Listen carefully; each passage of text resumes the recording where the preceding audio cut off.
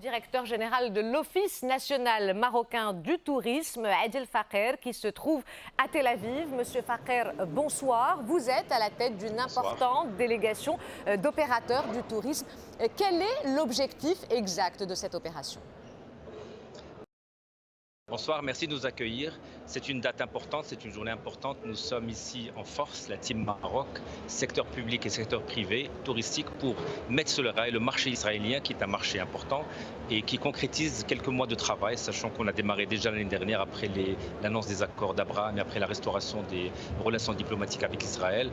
Nous avions déjà l'année dernière, en juin, mis en place les premières lignes aériennes entre Marrakech, Casablanca et Tel Aviv à travers El Al. Dernièrement, Royal Air Maroc a inauguré sa ligne Casablanca-Tel Aviv.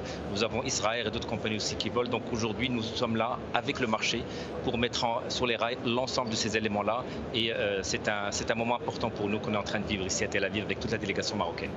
Alors, je le disais, Monsieur Faker, vous êtes à la tête d'une importante délégation d'opérateurs du tourisme qui représente le secteur au Maroc. Vous êtes aussi avec le président de la Confédération nationale du tourisme qui est avec vous à Tel Aviv. Comment est-ce que les opérateurs privés du tourisme marocain perçoivent ce nouveau marché ? Alors, la délégation, comme vous dites, est importante. On a avec nous Hamid Ben Taha, le président de la CNT. On a Hassan Zalmat, le président de la Fédération des hôteliers. On a aussi quelques présidents de CRT, de régionaux, notamment c'est Aziz El-Bar et Rachid Dahmaz pour Agadir et pour Fès pour Aziz El-Bar. Et on est dans une délégation d'à peu près 30 opérateurs, d'une soixantaine de personnes, publiques, privées. Et il était important qu'on vienne en force. Il était important aussi qu'on montre à nos partenaires israéliens que nous sommes prêts. Nous sommes prêts à prendre ce marché de bras-le-corps. Et aujourd'hui, la présence de ces opérateurs est un témoignage très fort de l'engagement que le Maroc souhaite sur le marché israélien. Alors, le Maroc est le pays d'honneur de ce premier salon du tourisme en Israël. Comment est-ce que vous mettez en avant la destination Maroc et les potentialités touristiques de notre pays ?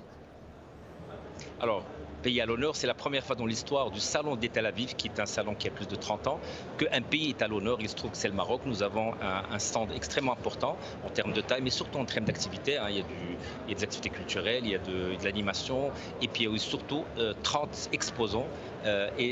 Cette mise en place a permis de montrer à l'ensemble des opérateurs israéliens, tour opérateurs et compagnies aériennes, mais aussi le grand public qui a accès à ce salon-là, de montrer d'abord toutes les potentialités du Maroc et de montrer surtout que le Maroc est prêt, professionnel et opérateur est prêt à les accueillir dans les meilleures conditions. Alors, parmi les nombreuses actions que vous avez menées lors de ce déplacement, vous avez aussi lancé une importante campagne d'affichage dans les principales artères de Tel Aviv.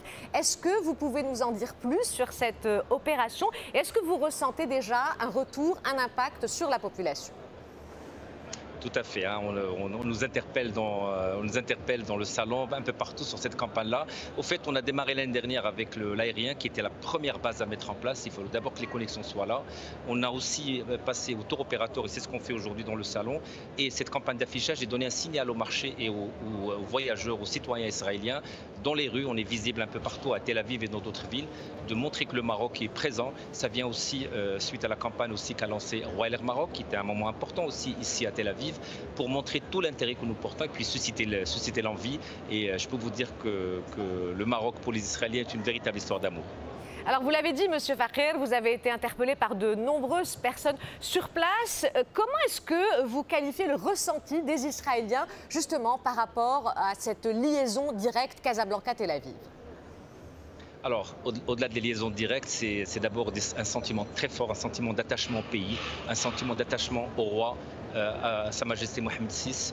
C'est un sentiment assez particulier, assez unique, assez fort. Nous avons en Israël plus de 1 million d'Israéliens d'origine marocaine. C'est très important, on le sent dans nos contacts, on le sent dans le ressenti quand on parle aux citoyens. Et il y a 3 éléments que les Israéliens voyageurs, à travers nos études et nos contacts, sont importants. Ils cherchent la culture, ils cherchent la diversité et le dépaysement, ils cherchent l'accueil par la population. Et dans ces 3 éléments, le Maroc a les meilleurs scores pour le voyageur israélien. Je pense que la partie accueil est assez particulière. C'est plus que il y a les Marocains qui les accueillent, mais aussi une terre qui est forte pour eux, qui a beaucoup de symbolique, qui les accueille. Et on leur rappelle aussi que dans notre constitution, les origines juives sont inscrites, sont dans l'ADN du Marocain, de qui nous sommes. Et ça, c'est des choses qui ont un sens assez particulier ici. Une dernière question avec les perspectives et peut-être des chiffres. Quels sont vos objectifs en termes d'arrivée touristique en provenance d'Israël? Alors, en dehors de toute contrainte sanitaire, parce qu'on est encore dans des conditions, que ce soit Israël et le Maroc aussi, l'objectif qu'on se donne et un peu le potentiel sur 12 mois d'activité, sur une année complète, on est sur à peu près 200 000 voyageurs. C'est un chiffre qui peut atteindre les 2 500 000 sur les 3 ans, les 4 ans à moyen terme. Et je pense que ça peut même nous étonner, ça peut aller plus que ça.